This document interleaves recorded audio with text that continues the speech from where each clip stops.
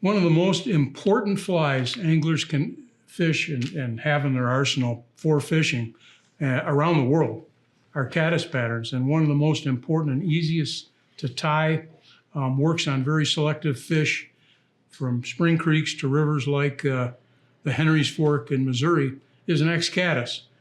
And we invented the X caddis about almost 45 years ago, and my wife invented it. My wife, Jackie, we had come up with a sparkle dun, and Jackie said, geez, you know, you're having a hard time coming up with a pattern that imitates caddis as well as sparkle dun does mayflies.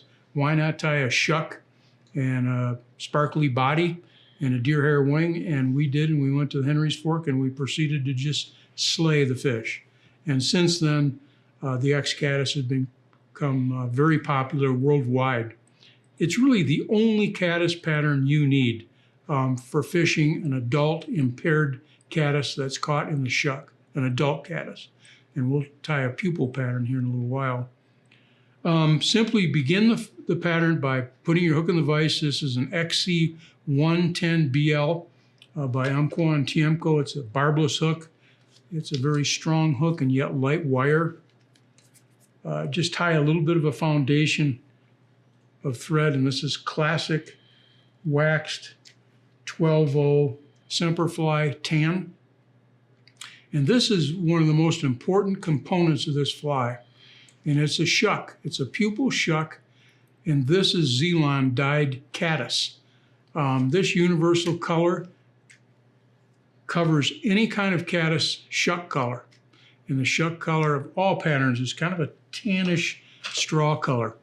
And again, it imitates the pupil shuck. This fly, this adult pattern is caught in the pupil shuck, cannot get out. Trout recognize that as an easy meal, and they will key on only this fly, one that has that trailing shuck. Now take about 8 or 10 barbules from the pheasant tail, and this is going to form the body of this fly.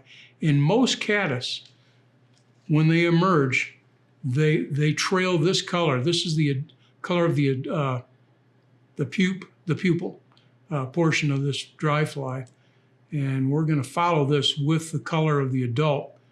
I want to point out, see, we nick the hook shank, and this happens every now and then. That one fiber, don't worry about it, and you'll see what I mean in a second. It's very common to do with pheasant tail because pheasant tail by itself is fairly fragile, but pheasant tail reinforced with our working wraps. Now watch this. We're going to carry our working wraps crisscross through the body material and trim that little fiber out of the way. Now we're going to tie some Zealand dubbing. It's a little Zealand dubbing blend to imitate the color of the adult. And when a hydropsyche caddis emerges, for a very short time, perhaps just a couple of seconds, as it crawls out of the pupa to escape the shuck, will be a very strong bright amber color. Bright, almost bright orange, if you will, particularly the females.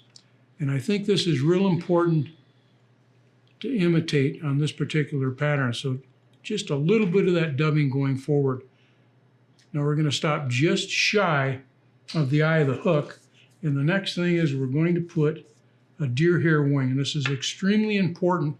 You want the proper deer hair. You want deer hair that's very coarse, short, and is going to flare. If you use coastal deer, for instance, it's not coarse. It's very fine, and it'll simply roll around the shank of your hook. You want coarse deer hair, fairly uniform in length. Notice how that hair is very uniform in length and short black tips. Now, a lot of people will ask, how many fibers do I need? That comes from experience. You're going to basically, after you tie half a dozen of these, you're going to just know that feels exactly how many fibers I need, how many deer hairs I need. Put them in a stacker, or sometimes you can even get the proper deer hair. You don't even need a stacker. They'll come off perfectly straight every time. Notice that, how uniform that is now. You can see the short black tips. When we pull it from the stacker, you're going to see the brown. And then finally, you're going to see the gray. And this is the hollow portion of the deer hair. Now, what I like to do is I'll pre-trim it. If you don't pre-trim it, you're going to spend several minutes sometimes trimming those butt ends of the wing once you're done. Make a couple of tight wraps. Now, with your thread, wrap through those butts. Notice how that deer hair pops up. That's exactly what you want. You want it to cup the body, and I'll show you that in a minute.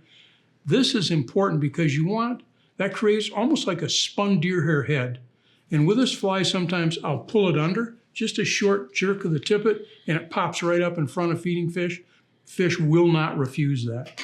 The toughest fish will come to that because it looks exactly like an emerging adult caddis. Now, whip finish, and I can't stress how important it is to whip finish, because if you whip finish, you do not need head cement, which just adds more weight and it's toxic and it's all full of all kinds of nasty stuff.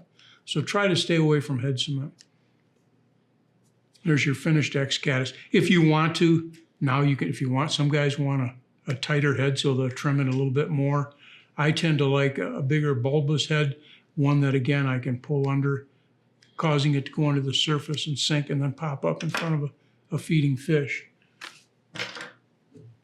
This is the finished X caddis. Notice the wing cups from side to side, the body. A shuck, trailing shuck, very durable pheasant tail body, and you can see the color of the adult peeking out just under that wing, the X caddis, pheasant tail X caddis.